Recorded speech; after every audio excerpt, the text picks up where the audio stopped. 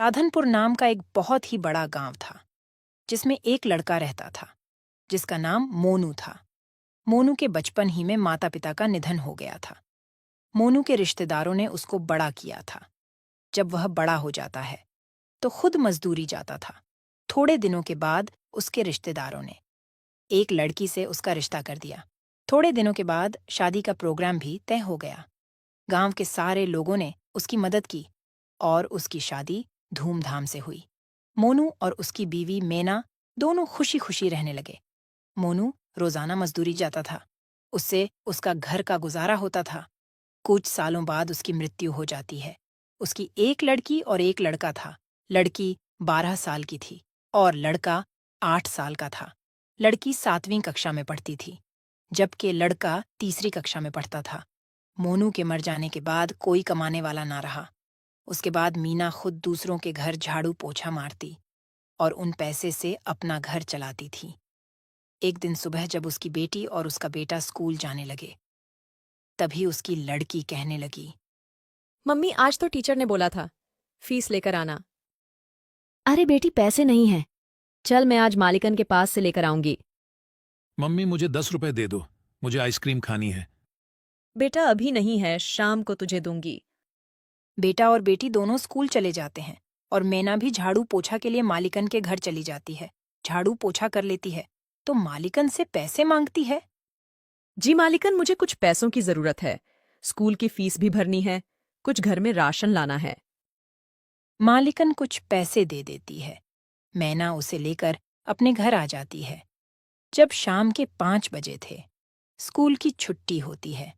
उस वक्त खाना बना रही होती है। तभी लड़की और उसका लड़का स्कूल से आते हैं। लड़की अपने मम्मी से कहती है, मम्मी, आपको पैसे मिले आंटी से। मुझे कल स्कूल में फीस जमा करवानी है। हाँ बेटी, मैं पैसे लेकर आई हूँ। कल मैं जमा करवा दूंगी। मम्मी मुझे पैसे दो, आइसक्रीम खानी है। ले बेटा। तभी मैना पैसों का हिसाब लगाती है। मैंने फीस के पैसे अलग रख दिए हैं, कुछ बच्चों के लिए अलग रख दिए हैं। अभी तो राशन लाना बाकी है, कुछ ही पैसे हैं। इतने पैसों से तो आज रात का ही राशन आएगा। कल क्या होगा? मेरे बच्चे कल क्या खाएंगे? आज का खाना तो बच्चे खा लेंगे, लेकिन कल सुबह क्या कहेंगे? चलो ऐसा करती हूँ, आज मैं रात को नहीं खाऊंगी और इस खाने को सुबह में कुछ पानी डाल दूंगी, तो सुबह बच्चे खाकर स्कूल चले जाएंगे। महेश, रीना, आओ बच्चों, चलो खाना खा लो। मम्मी आ गए हम। दोनों खाने के लिए बैठ जाते हैं। माँ क्या बनाया है? जो भी बनाया है खा लो, क्योंकि आज राशन खत्म हो गया है। दोनों खाना खाने लगते हैं। अरे माँ, आप भी खा लो। बेटी, बस इतना ही खाना है, उसके अलावा कोई घर में राशन नहीं है। अभी मैं खा लूंगी तो सुबह में तुम क्या खाओगे? और कहीं काम भी नहीं मिलता है, फिर पैसे मैं कहाँ से लाऊंगी? अरे मम्मी, ऐसे आप निराश ना हो, मेरे जहन में एक आइडिया है। मम्मी, आप समोसे बहुत अच्छे बनाती हो ना? ऐसा करो, आप समोसे बनाकर बेचना शुरू कर दो। क्या पता हमारी आमदनी अच्छी हो जाए। बेटी, बात तो सही है तेरी, उसके लिए तो पैसे चाहिए ना। माँ और बेटी दोनों बात ही कर रहे थे कि अचानक रीना के मामू आ जाते हैं। दीदी, पैसों की चिंता ना करें, मेरे पास से तुम पैसे ले जाओ और अपना कारोबार शुरू कर दो। अरे मोहन, अचानक कैसे? मुझे आपके पैसे नहीं चाहिए, आप तो मुझसे बहुत छोटे हैं। दीदी, आप इन सब बातों को मत सोचो।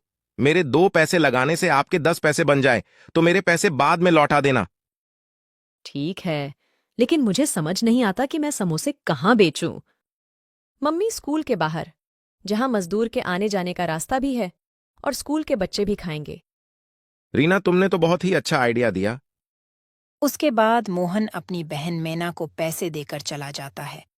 अगले ही दिन मैना स्कूल के सामने आम सड़क पर लगा देती है। वहां पर समोसे खाने के लिए मजदूर और बच्चों की भीड़ लग जाती है। आंटी, समोसे की खुशबू तो बहुत ही अच्छी आ रही है। मुझे भी समोसे की प्लेट दो ना। हाँ, ले बहन। अरे वह, तुम्हारे समोसे तो बहुत स्वादिष्ट है। ऐसा समोसा तो कभी नहीं खाया। एक प्लेट और दे दो। मैना उसको दूसरी प्लेट भी देती है। पहले ही दिन मैना के हाथ के समोसे खाकर लोगों की भीड़ लग जाती है। रात होते होते सारे समोसे बिक जाते हैं। ऐसे ही चलता रहा। आहिस्ता आहिस्ता मैना के समोसे मशहूर हो जाते हैं।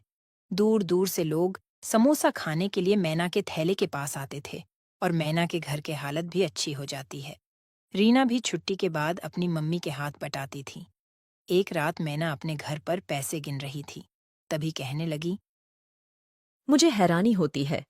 एक दिन मैं 1,000 रुपये लगाकर शुरू किया था। आज दिन के 15,000 दिन के कमाती हूँ। मैं अपने भाई को डबल पैसे वापस दूंगी और इन पैसों से अपने बच्चों का भविष्य बनाऊंगी। अगले दिन फिर समोसे लेकर बेचने निकल जाती है। शाम होते होते सारे समोसे बिक जाते हैं। तभी रीना कहती है, मम्मी आज भी बहुत बिक्री हुई है। इन पैसों को क्या करोगे? तभी वह दोनों रोड पर से बातें करते हुए घर की तरफ जा रहे थे। तभी एक तेज रफ्तार ट्रक आ रहा था, जिसने उन दोनों को कुचल डाला। उसी वक्त वह दोनों दम तोड़ देते हैं। अधूरी इच्छा होने की वजह से वो दोनों चुड़ैल बन जाते हैं। अरे मेरे महेश का क्या होगा? अभी तो बहुत छोटा है। उसकी देखभाल कौन करेगा? अम्मी अब हमारा घर कैसे चलेगा? हमें कुछ करना पड़ेगा। बेटी घबराने की जरूरत नहीं है। हम दोनों अपनी इंसानी शक्ल का रूप ले लेंगे और हम समोसे बेचते रहेंगे। इस तरह वह दोनों अपने इंसानी रूप ले लेते हैं और अपने घर चले जाते हैं। मम्मी इतनी देर क्यों हो गई? कब से मैं आपका इंतजार कर रहा था। मुझे तो डर लग रहा था। तभी मम्मी महेश को अपने गले से लगा लेती है। अगले दिन सुबह दोनों माँ बेटी इंसानी रूप में समोसे की लारी लेकर निकल जाती है। सुबह से लेकर शाम तक समोसे की लारी पर खूब भीड़ रहती है। सारे समोसे बिक जाते हैं। दोनों माँ बेटी घर जाती है तो दोनों दिन